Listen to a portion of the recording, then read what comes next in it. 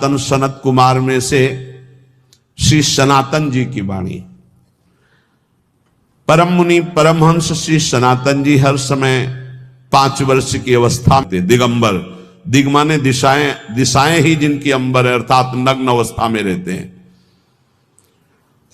ये वर्णन करते हैं कि एकादशी व्रत को हरितोष व्रत कहते हैं। भगवान की प्रसन्नता के लिए, हरिजू की प्रसन्नता के लिए एकादशी व्रत रहा जाता है। प्रायः समस्त वैष्णवजन रहते हैं। जो रसिक जन प्रियाजू के चरणों के अनन्य हैं, उनका एक ही व्रत है, श्यामा श्याम की 8 पहर उपासना करते हुए अपनी मन वृत्ति को श्यामा श्याम में समर्पित करना। यहाँ ज्ञान ध्यान व्रत कर्म जीते सब काहो में नहीं मोहि प्रतीति, रसिक अनन्य निशान बजायो एक श्याम श्यामा पद प्रीति। पर जो एकादशी व्रत रहते हैं परम धन्य है, वो हरितोष व्रत है। अब एकादशी व्रत का नियम क्या है और कैसे एकादशी व्रत का फल मिलता है, कई बार चर्चा हुई। बहुत सुंदर तस्मा शास्त्रम प्रमाणम ते, शास्त्र प्रमाण के अनुसार श्री सनातन मुनि बोल रहे हैं, अथ ते नियमान वच्मि व्रते ह्रस्मिन् दिनत्रये, कास्यम मानुषम मसूरान्नम चणकान को द्रवास्तथा, शाकम मधुपरान्नम च पुनर्भोजन मैथुने, दशम्याम 10 वस्तूनि वर्जयेत वैष्णवः सदा। जिसे एकादशी रहनी हो और एकादशी का फल प्राप्त करना हो, उसको ये नियम पालन करना चाहिए। अथ ते नियमान वच्मि व्रते ह्रस्मिन् दिनत्रये, उसको 3 दिन, एक तो दशमी और एक द्वादशी और फिर बीच में एकादशी, उसको 3 दिन संयम में रहना होता है, तब बीच की एकादशी का उसे फल प्राप्त होता है। जिसे एकादशी व्रत रहना हो उसका नियम है कि दशमी के दिन कांसे के पात्र का त्याग करे। वैष्णव सिद्धांत है कि कभी जिसमें मांस बना उस रसोई का भोजन न ग्रहण करे। मसूर की दाल, चना की दाल, कोदो और कोई भी शाक, शहद, दूसरों का अन्न, दोबारा भोजन और मैथुन, ये दशमी के दिन त्याग दे। एक बार दशमी के दिन भोजन करे 24 घंटे में, क्योंकि एकादशी रहना है।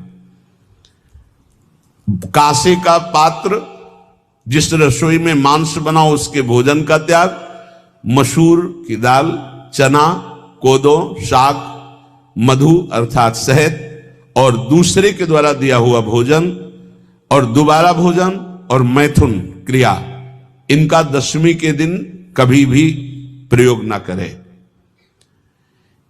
इन 10 वस्तुओं से वैष्णव दूर रहे दशमी के दिन।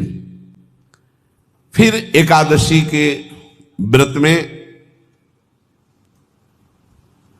ये पीछे तो हम वर्णन कर ही चुके हैं, कहीं नहीं आया यहाँ कुटू का वो कचौड़ी पकौड़ी और सिंघाड़ा का हलवा और सावा, ये दुनिया के खीर और सब। ये एकादशी के दिन किसी भी तरह की गेम आदि क्रीड़ा ना खेले।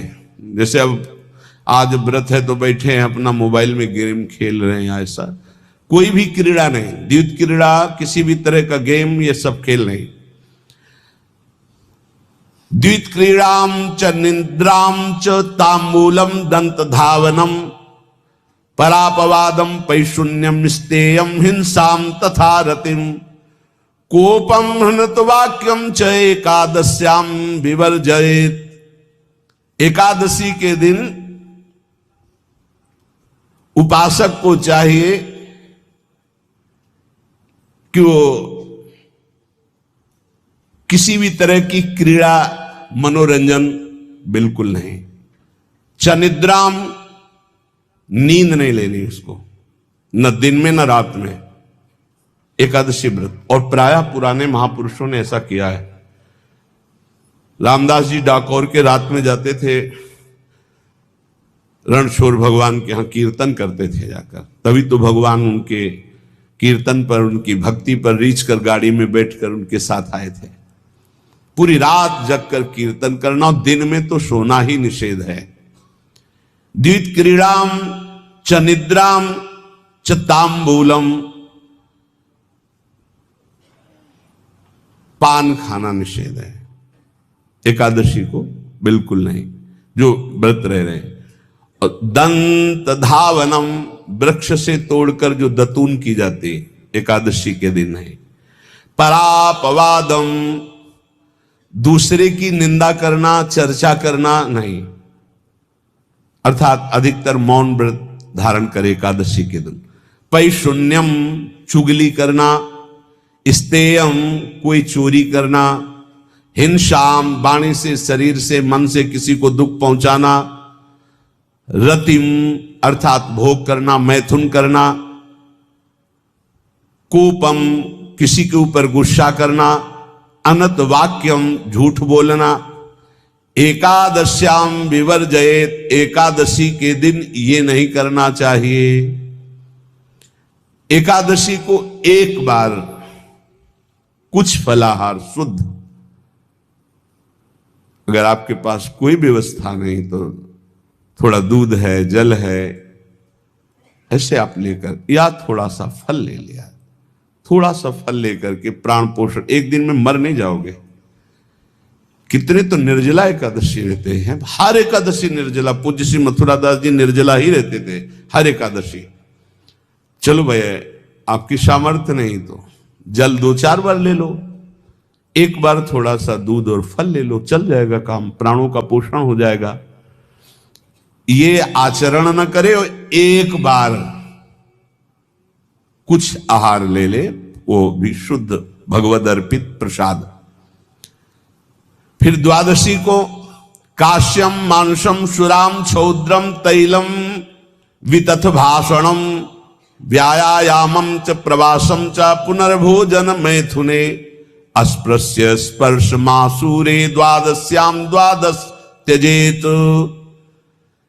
कांस के पात्र में द्वादशी को भी भोजन न पावे। जिस रसोई में मांस बनाओ उसमें आहार न ले। किसी भी तरह का नशा द्वादशी को न करे। शहद न पाए, तेल के बने पदार्थ न पाए, मिथ्या भाषण न करे और बहुत शरीर का व्यायाम न करे, बहुत थकावट वाले कार्य न करे। दोबारा भोजन न करे, एक बार द्वादशी को भी भोजन पवित्र। मैथुन न करे, जिसका स्पर्श नहीं किया जाता ऐसे पदार्थों का स्पर्श न करे, और मसूर की दाल न खाए। द्वादशी को जो इन नियमों का पालन करता है, दशमी द्वादशी ऐसे और एकादशी ऐसे, तब उसे एकादशी व्रत का फल प्राप्त होता है। जो इस पद्धति से एकादशी, ये जो मनमानी है सब नहीं, हर पदार्थ मिल जाएगा आपको फलाहार में। हर पदार्थ हमको बताया गया कि आपको जो चाहो सब पदार्थ फलाहार का। अरे भाई, हरितोष व्रत है तो हरि प्रसन्नता के लिए एक दिन भूखे रहने बहुत आनंद आता है। पहले भगवत कृपा से ऐसी गंगा, अरे भाई, हरितोष व्रत है तो हरि प्रसन्नता के लिए एक दिन भूखे रहने बहुत आनंद आता है। पहले भगवत कृपा से ऐसी गंगा जल पी करके कुछ दिन, फिर कभी कभी निर्जला एकादशी का भी आनंद। बड़े संन्यास मार्ग में थे तो बड़े संयम से सब शास्त्रीय पद्धतियों का निर्वाह होता था। उपासक को चाहिए कि इन नियमों से व्रत का अनुष्ठान करे, मनमानी आचरण न करे। सबसे प्रार्थना जो एकादशी रहते हो, हरितोष व्रत इसे कहते हैं, भगवान की प्रसन्नता के लिए रहा जाता है, रहना चाहिए। जो अपनी आचार्य परंपरा में हैं, जैसे जिनका सिद्धांत है, पर रहने का सिद्धांत ये श्री सनत कुमार जी वर्णन, श्री सनक जी महाराज, ये सनत कुमार जी वर्णन की। सनक जी महाराज कह रहे हैं, यदि भगवान का आश्रय नहीं, सत्संग नहीं है, तो इन 4 में से एक हो तो नाश कर देता, फिर चारों हो तो सर्वनाश हो जाता है। यौवनम धन संपत्ति प्रभुत्व विवेकता एकैपमप्यनर्थाय किमु यत्र चतुष्टयम। यदि सत्संग नहीं है, यदि भगवद आश्रय नहीं है, खूब धन हो, जवान अवस्था हो, और बढ़िया पद मिला हो, प्रभुत्व चलता हो और अज्ञान हो, फिर क्या कहना है? बोले ये चारों जहां मौजूद होते हैं वहां सर्वनाश का खेल शुरू हो जाता है। अगर इनमें से एक हो तो सर्वनाश करने में पर्याप्त है, और अगर चारों हो तो फिर क्या कहना है? यौवनम जवान हो, धन संपत्ति, खूब रुपया पैसा हो, प्रभुत्व, कोई पद हो, कोई अधिकार हो बड़ा, फिर अविवेकता और अज्ञानी हो, तो बोले एक नाश कर देगा, फिर चारों तो नाश ही कर देंगे। और अगर सत्संगी है तो ये चारों महान कार्य कर देंगे। क्या यौवनम जवान है, खूब दूसरों की सेवा, मेहनत पूर्वक धन संपत्ति कमाकर